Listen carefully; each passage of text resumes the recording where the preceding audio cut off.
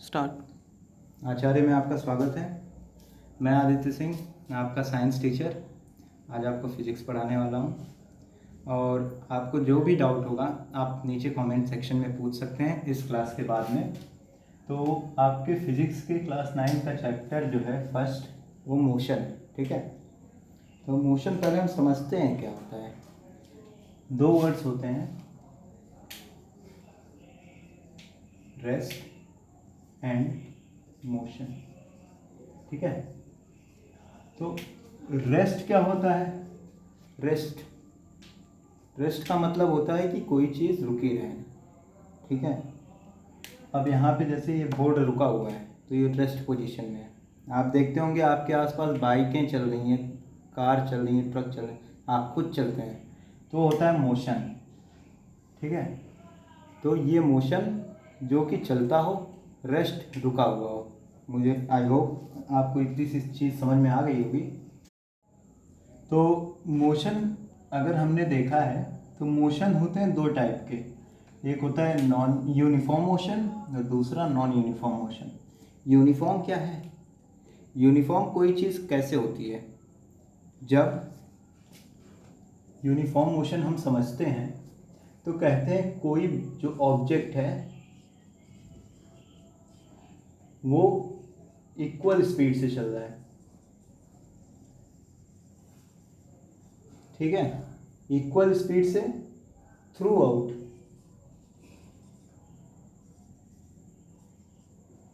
The time.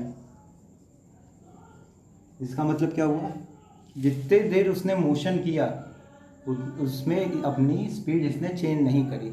जैसे ये marker है, सीधा जा रहा है और इसने अपनी स्पीड चेंज नहीं करी, तो ये हो गया यूनिफॉर्म। नॉन यूनिफॉर्म, जैसे ये मार्कर गया, रुका, फिर गया, फिर रुका, तो ये हो गया आपका नॉन यूनिफॉर्म। जैसे कि इसकी स्पीड इक्वल नहीं रहती है through out the interval of time, ठीक है। तो अगर कोई चीज़ नॉन यूनिफॉर्म है तो उसकी स्पीड चेंज होगी, कोई चीज़ यूनिफॉर्म है तो उसकी स्पीड चेंज नहीं होगी टाइम के कंपैरिजन में, ओके। तो जैसा कि हम जानते हैं कि आपके सीबीएसई बोर्ड में डेफिनेशन बहुत इम्पोर्टेंस रखती है। तो मैंने डेफिनेशन लिखी है मोशन की।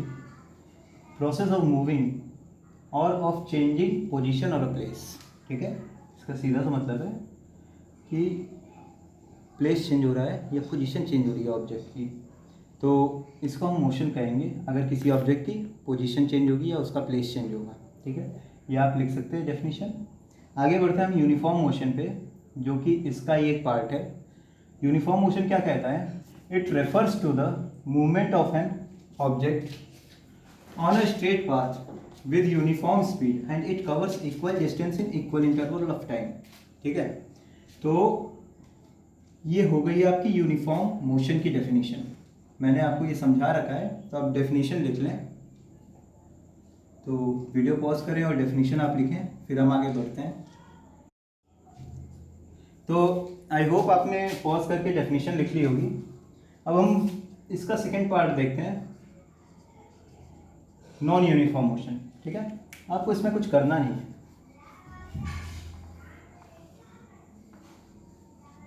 ठीक है। इसमें आपको सिर्फ इतना लिखना है, it refers to the movement of an object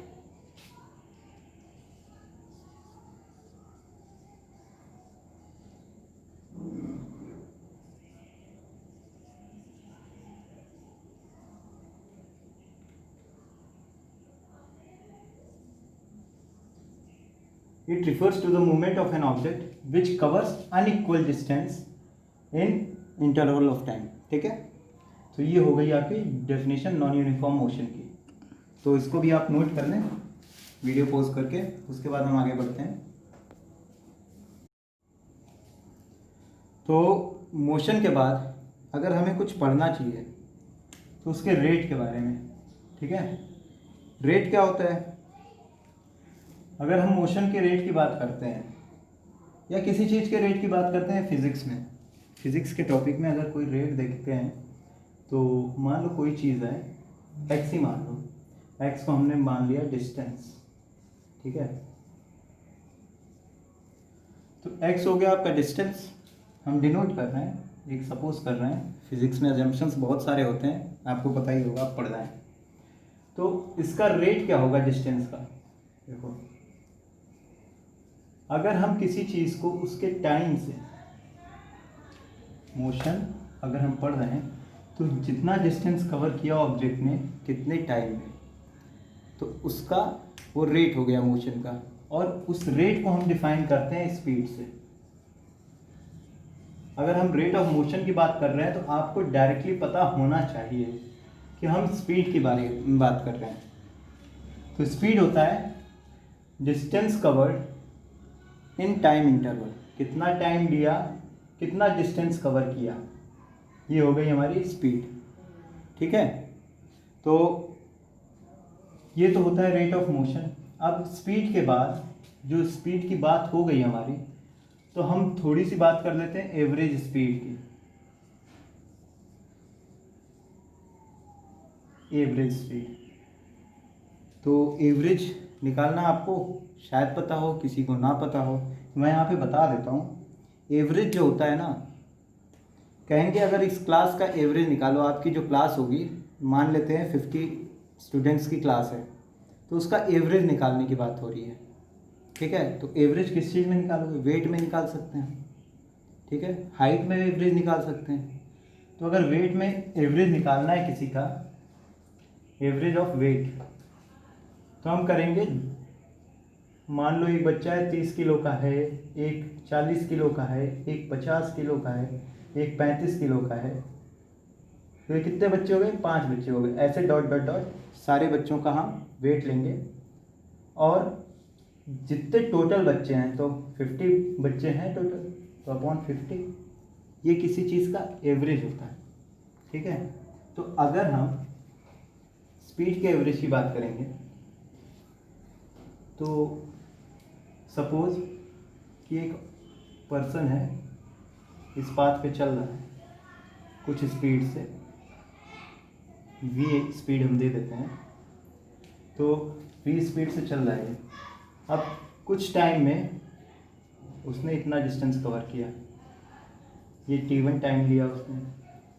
कुछ टाइम में उसने कितना डिस्टेंस कवर किया, t2। कुछ टाइम में उसने इतना डिस्टेंस कवर किया, t3। ठीक है, तो ये डिस्टेंस मान लेते हैं ये 2 मीटर था, यहाँ पे 4 मीटर था, यहाँ पे 7 मीटर था, तो ये कितना हो गया? 2 4 7। तो 2 + 4 + 7 upon t1 t2 t3, t1 + t2 + t3, ये इसके टाइम हो गए। तो ये डिस्टेंस चला इतने टाइम इंटरवल में, तो ये हो गई इसकी एवरेज स्पीड। तो इसकी एवरेज स्पीड निकालने के लिए हम टोटल डिस्टेंस और टोटल टाइम, तो एवरेज स्पीड का फॉर्मूला होगा आपका